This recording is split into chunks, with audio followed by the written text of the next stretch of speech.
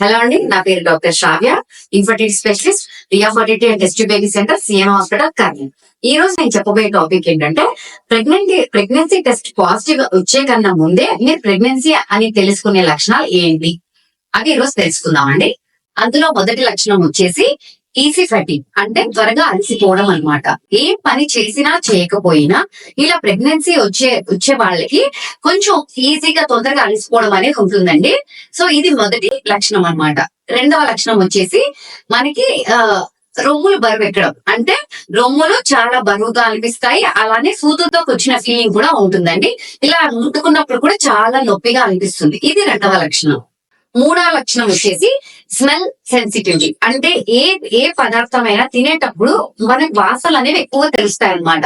So సాధారణంగా చాలా మంది చెప్తూ ఉంటారు, నాకు స్మెల్స్ ఎక్కువ పడట్లేదు మేడం అని. ఈ స్మెల్ సెన్సిటివిటీ అనేది ఈ ప్రెగ్నెన్సీ వచ్చే వాళ్ళకి చాలా ఎక్కువ తెలుస్తుంది అనమాట. ఇంకొక లక్షణం వచ్చేసి యూరిన్ ఎక్కువగా పోవడం, అంటే టాయిలెట్ అనేది ఎక్కువగా పోవడం. ఇది మనకి సాధారణంగా ప్రెగ్నెన్సీ వచ్చిన వాళ్ళలో beta HCG hormone, progesterone hormone వల్ల యూరిన్ సాధారణంగా ఎక్కువ సార్లు పోవడం అనేది జరుగుతుంది అనమాట. ఇది ఒక లక్షణం. ఇంతవరకు చెప్పిన లక్షణాలన్నీ కూడా మనకి డేట్ స్టార్ట్ అయిన ఒక 15-20 రోజుల వరకు ఈ లక్షణాలన్నీ కనిపిస్తాయి.